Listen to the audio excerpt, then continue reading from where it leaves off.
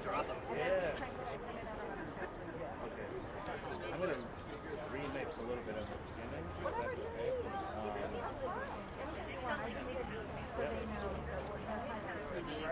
Kind of barely tonight.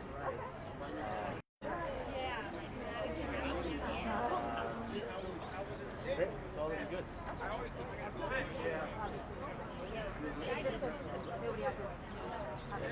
Yep. Yusuf's mom is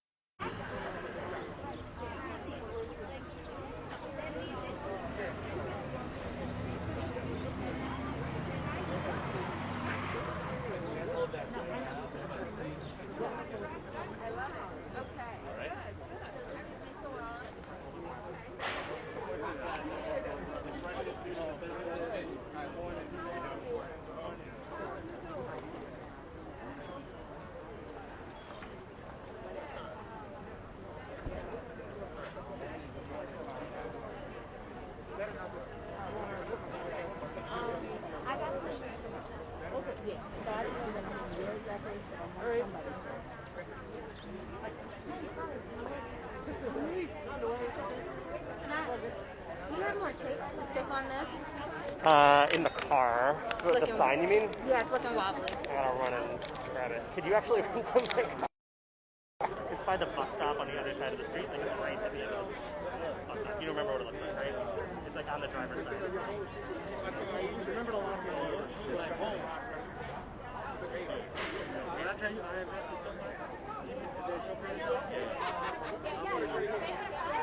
So, but on the other hand, I think it's only helping. On the other hand, I didn't get into the hole that I could have gotten. That's good.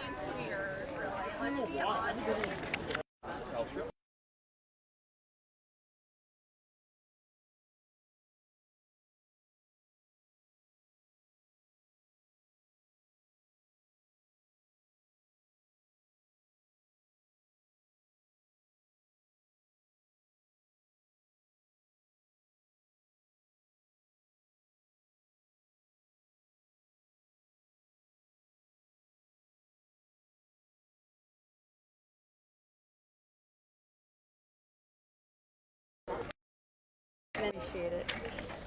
Thank you so much. You got it.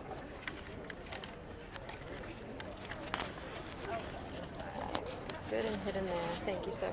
You got it.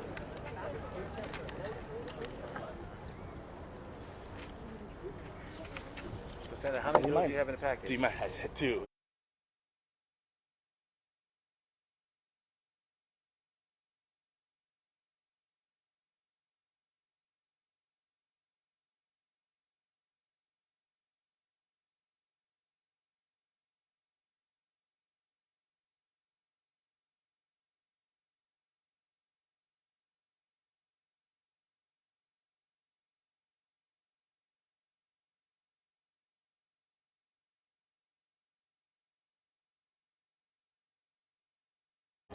Two out of it. Do you mind just holding this? Yeah, much more than just two? It's, so we got three. Okay. So we got me and your bill, and I have another one with Dan Court, and the other one is a Bailey Jordan bill. Okay. So I won't talk about our bill. I'll just talk about the package. Yeah, or whatever you want. You can talk about whatever you want. Your only job is to not fall. Okay, all right. I know. I was thinking about that on the way here. I was like... And careful how you lean on this, because it's a little tilted over here. Okay. So we just don't want to knock over anyone's mic. Okay, cool. You could do the cool thing, like have your hands here, right, looking for it, but don't just like... gently don't hold step it. on it. Yep.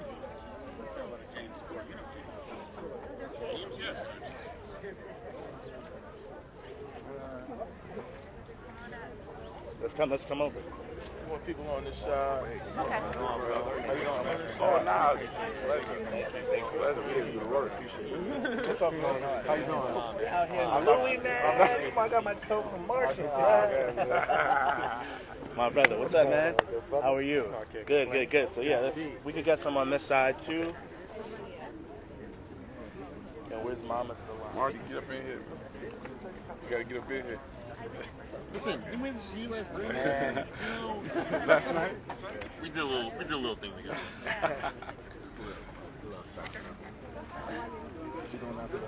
All right.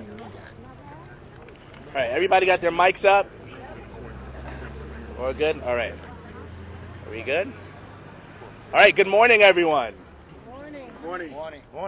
Wait.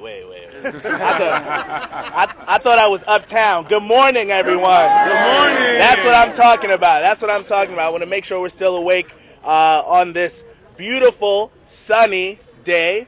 I want to jump right into why we are here, because anyone that is listening to us should be shocked to the core about the state of wrongful convictions in the state of New York.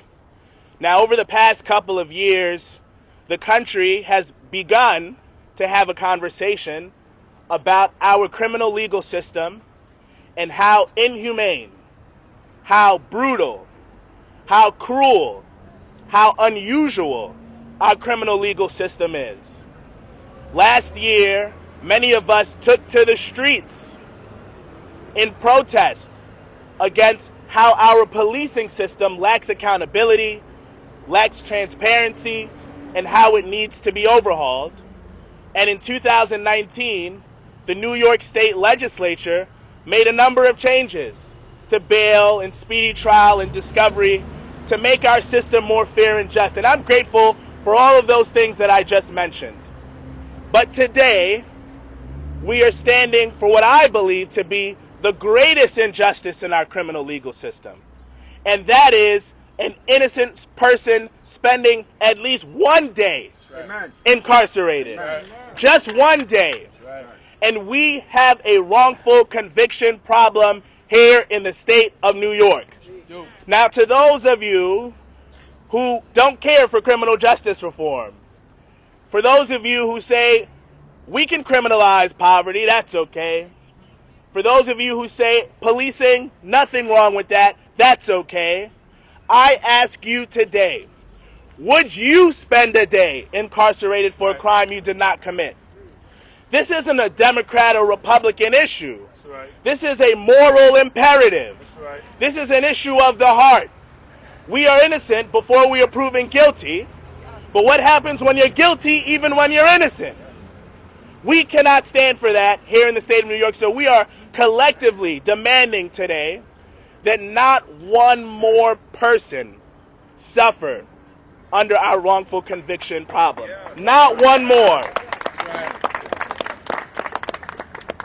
Now, we are standing today with some brothers that know all too well about this problem. 19 years of freedom they've enjoyed, but only after suffering the brutality of this criminal legal system. And I'm here to tell you this. On the 20th anniversary, we're coming back right here, and we are going to say that we were victorious because we passed the bills that we are pushing for today. So let me briefly talk about some of the bills that we are pushing, and then we could get to the people you really want to hear from today. So the first bill is the Challenging Wrongful Convictions Act. And what this bill does is allow for innocent people to prove that they are just that, innocent. Right now, if you plead guilty to a criminal offense, the only way that you can overturn that conviction is if there is new DNA evidence. But we know that there are many reasons why people confess to crimes they did not commit. And 1 in 5 of the people that have been exonerated over the past couple of years confess to crimes they did not commit. So this bill would allow for post-conviction discovery. It would give you counsel to challenge your conviction, and it would disallow the guilty plea bar that says that you can only get innocence if you haven't pled to the crime. The second bill is the End Deception in Interrogation Act. Now, a lot of people don't know this, and their eyes widen when we tell them it is 100% legal for the cops to lie to you. 100% legal. So what this bill does, it says no longer can your own government lie to you during an interrogation. Yes. And it would dismiss any evidence that comes from an interrogation where a law enforcement officer has lied to you during that interrogation. Right. And the last bill in this package that we are pushing for is the Youth Right to Remain Silent Act. We know all too well that our young people in the most vulnerable position in their lives, under interrogation, talking to a law enforcement officer, don't have counsel. They don't have their families. They don't have an attorney that can say, do not waive your Miranda rights. So this bill says no longer will you be able to interrogate a young person and have them waive their Miranda rights until they have spoken to a lawyer, until they have counsel. It would require that and dismiss any evidence of them waiving their Miranda rights before speaking to an attorney. So I am so excited to be with all of our partners today, the Innocence Project, Friends and Family of the Wrongly Convicted, Vocal New York, the Legal Aid Society, the New York County Defender Service, and my colleagues in government to say not one more. Not one more. Not one more. Not one more. So, One more. That's right. one of the sponsors in this package is the very immaculately dressed gentleman next to me, coming to us from the borough of Queens, Assembly Member Clyde Vanel. Well, first of all, I have to thank such a strong steward of justice, and one of my colleagues, and my colleague in government, Senator Zellnor Myrie. One thing that we have to realize is this, and also, again, I have to talk about, and we have to recognize the Innocence Project. We have to recognize, and you'll hear from the Exonerated Five. We have to recognize Vocal, the Legal Aid Society, New York Defender Service. But what's very important is this. We're in New York State. This is the Empire State. But this shouldn't be the Empire State of wrongful convictions. That's right. That's right. That is a shame. As Senator said, that an innocent person should not spend one day in jail. The fact that we are still doing these kinds of laws today in New York is a shame. It's a shame. That's right. What's a challenge and what's difficult is the people in New York that are mostly wrongly convicted look a certain way. That's right. That's right. Why is that? That's right. Why is that? Why is it difficult to pass these bills? We have to make sure that not only we pass these bills, but this is about justice. That's right. This is about equality. And we want to make sure that no innocent person spends time in jail and in prison. These packages of bills make a lot of sense. And guess what, y'all? It's not going to be easy to pass them. No, it's not. We got work to do. So this press conference is great. You guys being here is great. But the work is going to be in Albany. That's right. The work is going to make sure that we pass these bills in both houses and that our governor signs it. And then we're going to have to work to make sure that's implemented correctly. That's right. So that's why I stand here with everyone together to make sure that we fight for a more fair New York, for justice, and so that no innocent person spends time in jail. Thank you, everybody. Thank you. Thank you. Next, we are going to hear from one of the most powerful women in this state. Someone who has been through untold suffering, untold struggle, and has not let that struggle define her, but has used that to be a champion for justice in this state.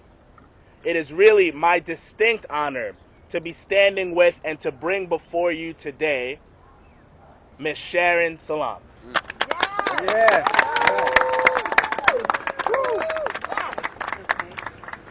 Well, I am very, very pleased to be here, and I'm pleased that other bills and other opportunities for the wrongfully incarcerated people of the world, of New York City in particular, of New York State, have an opportunity for the justice they so justly deserve. I remember years ago when I was going through this process, we didn't have this kind of opportunity. We didn't have other avenues available to us. Since that time, we've been working on other types of issues that would help propel us into a way so that our young people, our children, our aunts, our uncles, our brothers, our sisters, and our mothers and our fathers have an opportunity for the justice they deserve. That's right. Many times there are people who are incarcerated today who are innocent of crimes, but because we have a system in this city and in this state and in this country where we have the largest amount of people incarcerated in the world. Let me just let this go by. Okay. Yes, this is New York City, so we expect all kind of activities and emergencies to be going on at all times. But getting back to the largest population in the world, right here in New York City, we should be ashamed of ourselves in this country. That's right. I was ashamed to find out after I went through the horror and the hell I went through. I'm just going to tell you how for a minute it feels to walk down the street, have people spitting at you. Walking down the street and have people walking up to you and asking, well, what kind of child do you have? He should be killed. Beating up our loved ones in the classrooms who are innocent and victims themselves. Going through this process is a hell that affects our mothers and our fathers, our sisters and brothers and children who are left behind. Many of us lose our loved one while we are incarcerated. And it's something that should not be happening. And for those of us who are wrongfully incarcerated, and what do they say? Some people claim it's only 10%, but that sounds good when there's 100% of us in there. To lower that number and make it as small as possible. Because I believe it's probably 50%. And when they come out, there's no way for them to reach the justice that they deserve. Because the avenues toward that justice are closed. These bills that are there, and we have a bill that assists people also who have been wrongfully incarcerated, who are coming out and need service, they need finances, they need other types of things. That bill is there too. And we need to move forward with those bills. It's just so many of them are waiting. We need to get ourselves together and make it a way. I'm not going to tell much of my story because I don't want all the camera people, the news people in the world to be falling on their knees crying for me. I want people to stand up and start fighting with me. That's right. Come on. We got to take this fight on to the end. We got to make it win because our people, our children, our husbands, our wives depend on this victory. That's right. We need you all to be a part of it. And we're going to start off. I know I only have a few minutes to speak because there's so many of us here who are wrongfully incarcerated. But if you're wrongfully incarcerated and it's this group, raise your hand. Raise your hand. Let them know who you are. If you believe you're wrongfully incarcerated and you haven't been exonerated yet, raise your hand. Raise it up. We are all here. We are not alone. And neither am I. And so right now I want to introduce to you some of the people who walked the road I walked in a different kind of way. And one was my son, Yusef Salam. One was Ramon Santana, standing right here next to me. And where's that other one? There you go. Kevin Richardson. And there are so many more who walked that path. I just can't name them all in 2 minutes. But I'll need all day to start yelling the names off from the rooftop. And let me just say one more thing, because I want people to know right across the street is what was Lincoln Correctional Facility. And if you don't know, that's going to be the new home for justice for the wrongfully incarcerated. I'm claiming that right now. I just have to put my sign up. I will claim it. And I'll put my sign up later.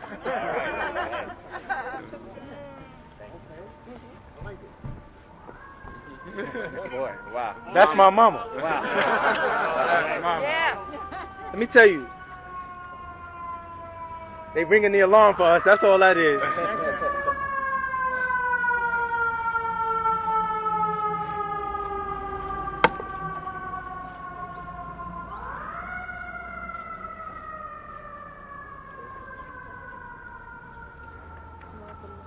"32 years ago, a crime happened. Yes, it happened on us. And that crime that happened was a crime that vilified, that victimized, that turned the most precious of our commodity, the young people, into what they wanted y'all to see, which was the scum of the earth. This is a crime scene. But thank God, as they say, I don't look like what I've been through.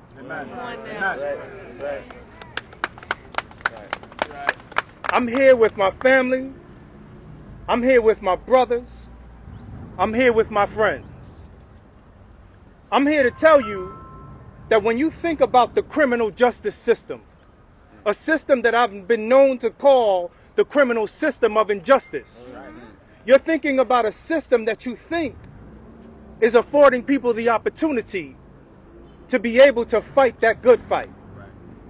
The truth of the matter is that even in the inception of what they call the Miranda laws, there's technology going on.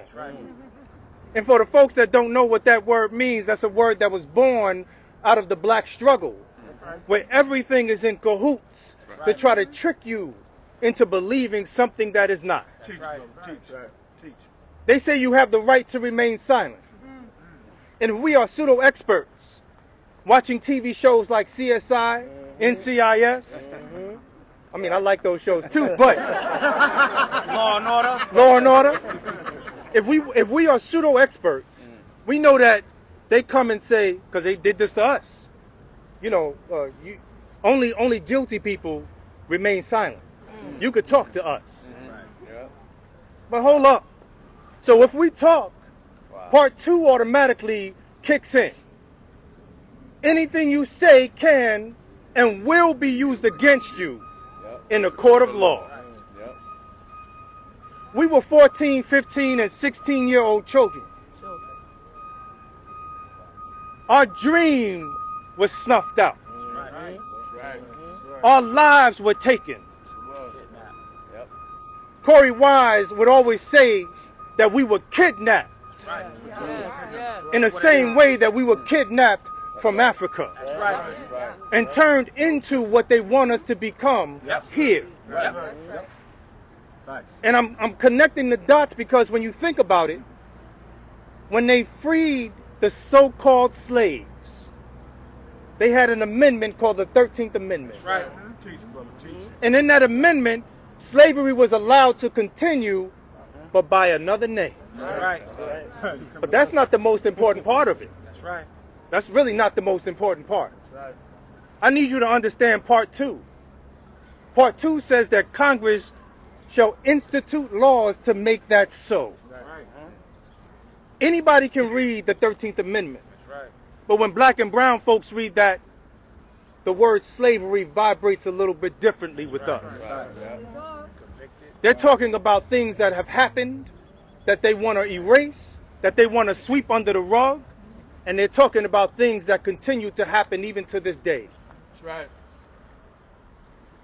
My late great attorney, he mentioned this system that we are against. He was at SUNY Buffalo, and I want to wrap with this. He said, and that's the terrible myth of organized society, that everything that is done through the established system is legal. And that word has a powerful psychological effect. It makes people believe that there's an order to life and an order to a system, And that person that goes through this order and is convicted has gotten all that is due him. And therefore society can turn its consciousness off and look to other things and other times.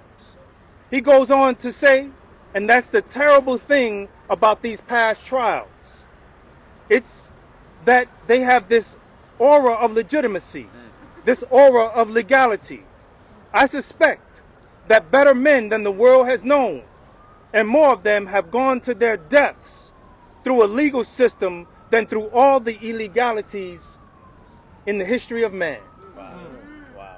6 million people in Europe during the Third Reich, legal. Sacco Vanzetti, Wow. quite legal. Wow. The Haymarket defendants, legal. The hundreds of rape trials throughout the South where black men were condemned to death, all legal. Jesus Christ, I saved it. legal. Legal. Get that. Guilty with that one. Jesus Christ. First off, thank you everybody for coming out today. It's definitely an honor and a pleasure to be here, especially it's unfortunate to be here under these circumstances because we're still fighting the same fight that we were fighting over 30-something plus years ago. And I mean, it's unfortunate. I mean, this is a case, it's well documented. Everybody know what happened. You see it on Law and Order and CSI, the good cop, bad cop, right?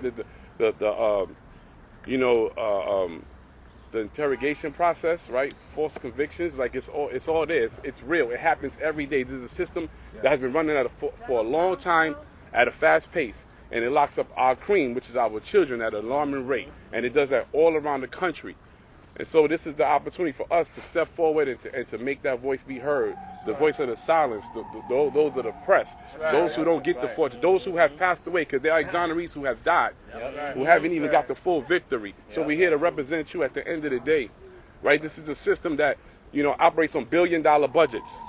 If you look at everything that's attached to a criminal justice system, it's a billion-dollar budget, and it's all on the back of black and Latino kids, our youth, right? And so this is the battle. The war is to save our children. And so if you're not part of the solution, then you're part of the problem. And so we call on all politicians. This bill is needed. It's necessary. This is going to save countless lives. And if you just don't care, then you are the problem. And if you are the problem, then we don't need you representing us. We need you out of office. So this is a call to arms. This is a call for all politicians to occupy those spaces. This is that moment.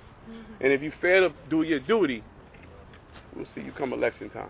Thank you. Talk about it. Talk about it. Right. It's about accountability. Yes. These things will be going on way too long. That's a fact. And it That's should a end. fact. It should have been ended, but it should end today. Yes. Right in this park right here, which is our backyard. They labeled us a wolf pack. They called us animals. They said we deserve to be hung from the same place that we grew up from.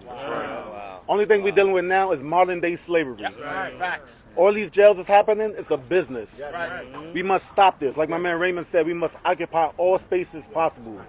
Now we have to get a seat at the table and show what we can do. This law about deception. And it's a shame that the detectives, the cops, they're able to lie to anyone, but to the youth, it's disgraceful. So we must change this. And now they woke up some sleeping giants. Because before they thought that they had us. They divided and conquered us. And that's what they did in the cells.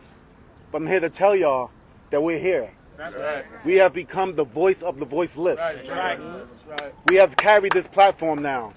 I remember once was a time where I was so shy and afraid to speak. And they told me, my two brothers here, Raymond and Yusuf, told me, speak your truth, brother. Speak your truth about what's going on.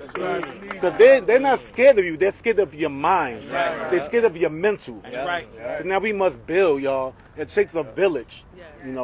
Now, it sounds good, the law about deception, but it still doesn't explain that they still get to lie to us. they still get to use these tactics. Tricknology, good cop, bad cop.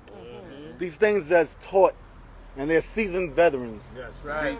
Now I have a 13-year-old daughter that I much teach. Yep, that's right. Because she's 13 years old. Yep. I can't imagine what happened to us happening to her. That's right. That's right. At that fragile state. Yep. And it's a shame that they take advantage of a young person's mind. That's right.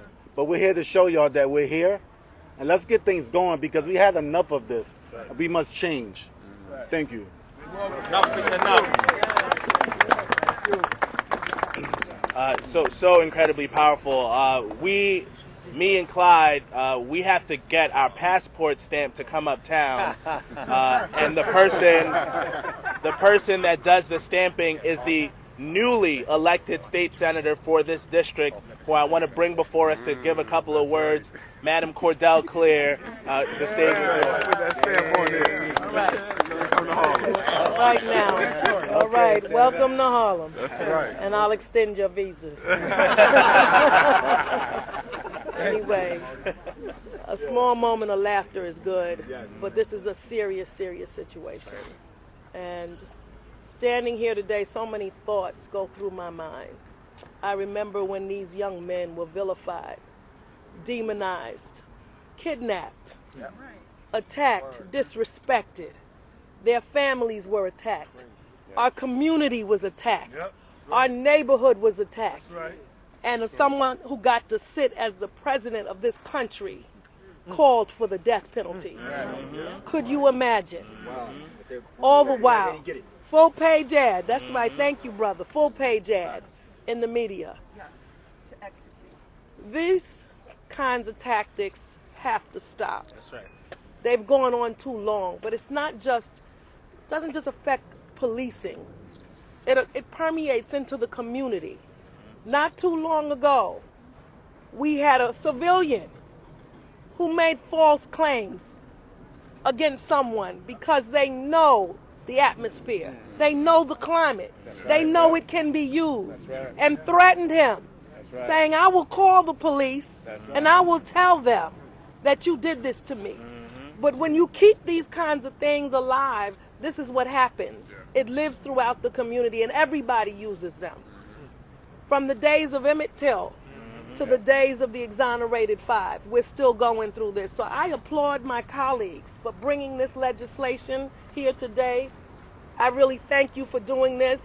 This hurt this community so much, and it wasn't just these young men. There were other people involved before them, with them, and since them. And what you're doing today is going to help for the future. There's still more that needs to be done. But we have to stamp out every single piece of racist deception, every single piece of trickery, mind games that they play. These were children.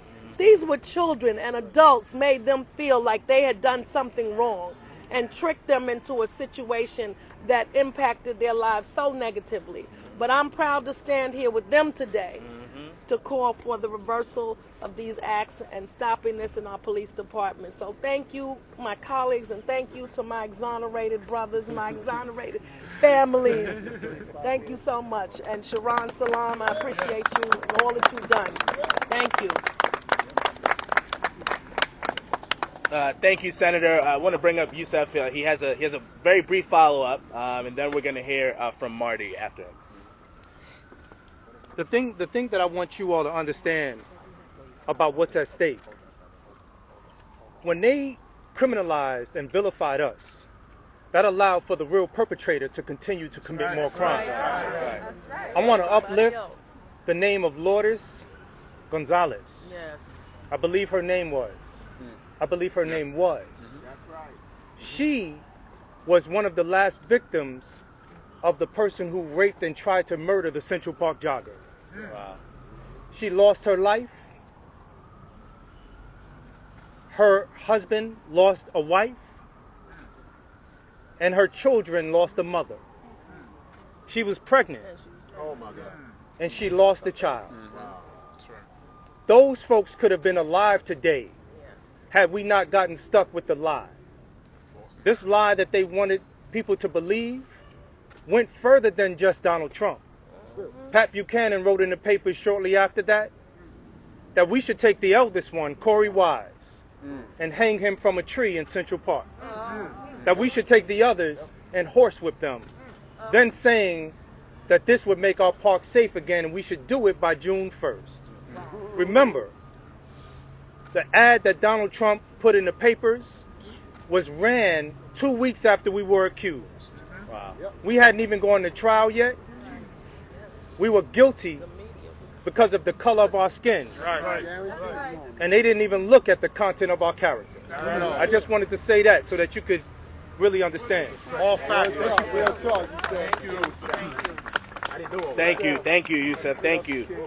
Next up, we're going to hear from another individual that was wrongly convicted, Marty Tankleff. Marty. Thank you for having me. Most people may or may not know my story, but in 1988, I was 17 years old. I was accused of killing my parents in my own home by law enforcement. I was interrogated for hours, no recording. I was convicted and sentenced to 50 years to life. If New York State had their way, I'd be in a New York State prison or dead somewhere.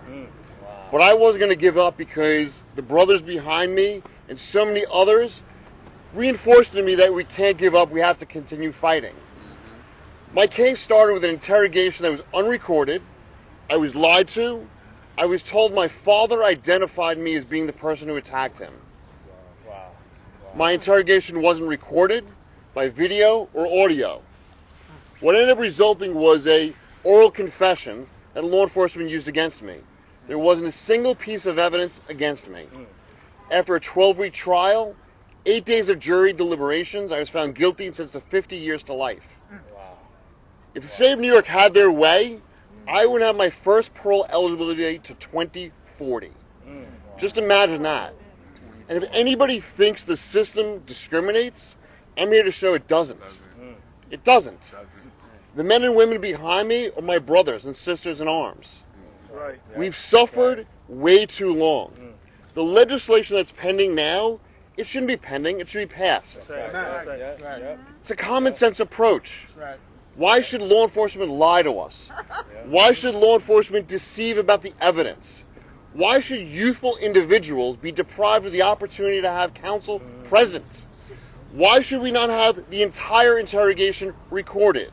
In so many of these cases, the interrogation doesn't start till 10, 15, 20 hours later if you've been physically abused, psychologically tortured, and even worse at times. A simple electronic recording with an attorney present would protect so many of us. I stand before you today as an attorney. So I'm somebody who actually advocates. I will not stand for the abuses that this system takes. In the short 2 years I've been practicing law, I've gotten several cases dismissed. I teach a class at Georgetown University called Making Exonerated, where I've been able to walk 3 men out of prison already. I'm not going to stop because the men and women that are behind me reinforce that my passion is to never allow this to happen to anybody in America. I don't limit my practice to New York because if anybody thinks that the abuses occurred just here in New York City, they don't. I represent people in Texas, in Florida, in Colorado, and I've been invited to represent somebody in California. As a defense attorney, I want to make a difference. I don't want to see another press conference come forward where there's this many innocent men standing before us. Our system shouldn't allow this. This is a tragedy. If anybody thinks that this is not a tragedy, it's not sick, it's not demoralizing, you don't belong here. You don't belong here because we cannot allow our system to destroy our lives. Because guess what? That's what the system wanted. But there's one thing that they failed to realize. We're tough as hell. Prison didn't destroy us. Prison made us stronger. Prison made it better. Okay? I came out and made a promise to myself, to my brothers, to my sisters, to my family, that I wasn't going to stop. I wasn't going to give up. The state of New York, if they had their way, they weren't going to let me out. They weren't going to exonerate me. Even trying to get admitted to the bar, I had a fight. Wow. I had a fight. But guess what? I stand before you. I'm an attorney. I've been practicing law for 2 years. And through my class at Georgetown, I've been able to exonerate 3 people with my childhood friend Mark Howard, who went to law school, okay, who invited me to teach at Georgetown. And it is an honor, a true honor to be standing with this group of men and women who are really fighting for justice. And we're not fighting for justice for each one of us. We're fighting for justice for every one of you. Because every single time an innocent person is accused or convicted, what happens? The real perpetrator remains free to commit additional crimes on our community. That's right. That's right. Nobody wants that. But guess what? Our system is set up to fail. But guess what? We're here to let everyone know it's not going to fail anymore. We're not going to allow it. I want to thank the Innocence Project for always being there for each one of us. I want to thank all the legal communities, our families, and our friends. Because if it wasn't for our families and friends, we wouldn't be standing here. We could potentially be dead in prison. Because the prison system is designed for us to fail. If anybody thinks it's not, you're wrong. And most people don't realize, too, is that, electronic recording of interviews and interrogations help everyone. And we're not talking about from the time that you've been there for 10 hours. We're talking about from the moment the first question is asked. Because it protects every single one of us. So at a minimum, we want the legislation passed. Secondly, we want to make sure there's not a single innocent person who's wrongfully accused and convicted. And the way to do that is pass each and one of the bills that are pending right now. And a year from now, I don't want this crowd to be the same size. I want it to be double the size from the public to say, guess what? We've made change. We're not going to tolerate this anymore. Because until you recognize, the more you get victimized. And what I mean by victimized, the more you put innocent men and women in prison, guess what? Every one of you become victims in this system. Thank you. Thank you, Marty. We're going to hear from 2 more impacted individuals. We're going to start with Brother Derrick Hamilton, and then we will hear from Roger Clark. Thank y'all very much for having me. Coming behind a lot of powerful people, I don't know what I'm going to say. But I would just say that my story is a little different. I spent 21 years in prison for a murder that I did not commit. I filed motion after motion after motion that was denied. I got out of prison because I convinced the parole board, the executive branch of the government, that I was innocent. I presented all of the evidence that I submitted to the judiciary, and I said I will not admit to killing somebody I didn't do. The parole board had mercy on me, and they released me. From that moment, I became a part of an organization that already existed, the Family and Friends of the Wrongfully Convicted, that I co-founded with Lonnie Surrey, Nicole Hamilton, and others. In 2014, when I was out on parole, the appellate division, the first time in New York history, in my case, People v. Hamilton, ruled that an innocent person should have a recourse to judicial relief. They said Statute 440.10, Subdivision H, allowed me to have a hearing that I've been begging for 21 years. I had evidence, police officers and others, who said I was innocent. For 21 years, they threw the evidence in the garbage. They said they didn't want to hear that. They gave procedural reasons why they would not let me out. I thought this law would change the system from everyone. I said, wow, everybody that's innocent now can go before the state court and argue that. There were so many people in prison that I left behind that I promised to get out. We went in court and we got victories for them. I was happy. Shabaka Shakur, Richard Rosario, to name a few. Yet, a few years later, the New York State Court of Appeals passed a decision called People v. Tiger that said my decision was now being limited to only people that went to trial. Yet I knew that there were so many innocent men that played guilty left behind prison that write me every single day and they say, what about me? Why can't I get out? I'm a human being. I'm just like you. What makes you any different than me? And I say to them, nothing. The prejudice of the judicial system. I stand here today to beg the legislator, to demand the legislator treat every human being the same. Everybody. When you say there's no discrimination, those guys that sit in prison that pled guilty, that have evidence of innocence, speaks different. They say the system is discriminating them for no reason. The evidence is the same. They can prove their innocence. I stand here today and I ask the legislator to pass a law that says no innocent person should be left in New York State Department of Correctional Service for any reason.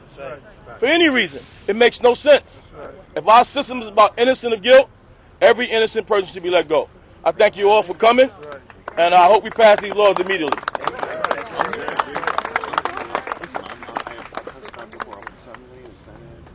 Good afternoon, ladies and gentlemen. A lot of power over here. I also experienced a painful wrongful conviction. I spent 15 years in state prison, and I'm calling on the legislature to please pass this challenging wrongful conviction act along with the other two laws. And we need to fight, because we got a fight ahead of us. Right. The prosecutors and judges are going to do everything in their power to water down whatever gains that we have. They have already done so with bail, discovery, and speedy trial. Yes. We passed that in 2019, and now a judge ruled that discovery, he was able to push it back to make the person accused of a crime actually be the one who requests the evidence, when the law should be the prosecutor should give you the evidence. Right. So we need to fight. We got a big fight ahead of us. Don't think because we pass these bills that it's going to be okay. There's a lot of evil people that wants individuals like us and even poor white people in jail. Right. You know what I'm saying? So we need to fight. We need to bring it to them. We need to fight. And we need to pass all of these bills. Thank you. Have a good day. Thank you. Thank you. So I want to again thank everyone for coming out today. I want to thank all of you who shared your powerful testimony. Really incredible. Thank you for sharing your story. And at this time, well, actually I have one more thing to share, because the Innocence Project is going to kill me if I don't do this. All right? Okay? All right. So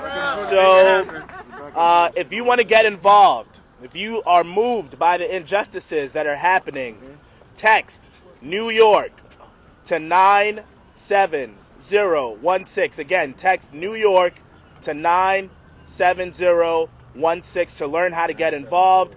Follow the Innocence Project on Facebook, Twitter, Instagram. Y'all know what time it is. Y'all know how to do that. Yes. All right? At this time, we'll take questions from the press, if any. Senator, can you just talk about, first of all, other of you will be available one-on-one. For you, James, yes. Yeah. Talk to you before. But can you just talk about the milestones that lie ahead for this legislation? Yep. And what strategies are trying to get past that so it gets on another path? Yeah, so some of you may not know the sort of legislative calendar is from January to June. Okay, so we have from January to June to pass these bills. All of these bills have already been introduced, and so our goal is to get the public's attention, to get the public's support, and to have all of our colleagues, both in the state Senate and in the state Assembly, get on board so that we can pass these bills. You know, this is a challenging environment politically. There are those who will say that we can't get anything done on the criminal legal reform front because it's politically inconvenient. But if you were listening to anybody today, this isn't about politics. These are lives that are at stake. And when we talk to our colleagues, I'm not going to start with, well, here's what's the politically convenient thing for you to do. We're going to start with, here is the morally right thing for you to do, and that's where the conversation begins. Thank you. I'm Terry Wisdom, and it's Harlem Network News, and my son was recently murdered on the Shinnecock Reservation, assassination style. His name was Ali Wisdom, and some of you may have known him. I know you all grew up in the same school. However, what is happening is when something happens to us, they don't try to prosecute. Nobody's been found. Snitches get stitches. Nobody is talking. And something has to happen with that, because when it's us, they really don't try to pursue the crime. Only the state troopers are going on there. It's a gun violence thing, and something has to happen. And also, when we shot, we can't even be a victim because they start trying to say, well, maybe the person did this or maybe the person did that. So we get bastardized people to death. So I'm not resting. This is my son. He's Harlem grown, and the reservation has just as much problems as here in Harlem. It needs to be looked at, work with the tribal council, but the state troopers are not going to just run around and put up some signs and nothing is happening. It's been 1 month. He has a son, nephews, nieces, me, his mother. So I just want to get some of that kind of legislation going. And I have some flyers, whoever you all are in Albany or whatever. Let's get to the governor or whoever has control of that. So I thank you very much. And I know that God put me in the right place to do this news because I'm not going to let it happen. Well, we appreciate you, sister. Thank you for that. Thank you. Thank you. We appreciate that. Any other questions? I'd like to ask a question. Do you think that this new bail reform should be revisited? Because a lot of people commit crimes and coming right back out. I think what it's going to do is confuse the process. So I think that's a question that is off topic, and I'm happy to address that away from the cameras and the mic. Can I ask a question? Hold on 1 second. Hold on. Any questions from the media? I have another question. I'm sorry. Okay. I'm like All right. You're the last one. Okay. All right. What are we going to do about people being held in jail before they are sentenced? Because it's not only Rikers, it's Bergen County, where some years ago my son was held there without any kind of anything for 3 years. So it's not just Rikers, it's across the country that this is happening and it doesn't get attention. Well, I think I think there's a lot of work for us to do about pretrial detention. The legislature took a lot of steps on that, but there's a lot more to do about the conditions inside these facilities, and that's something that we're willing to engage with, and we appreciate you bringing that up. Okay. Also, undocumented immigrants are there as well, and they didn't commit a crime, but they're there too. Okay. Thank you very much for that. Thank you, everyone, for coming today. We appreciate you. Thank you. Can I pose a question? My name is Reverend Keith Finesse Gasson. I did 32 years in prison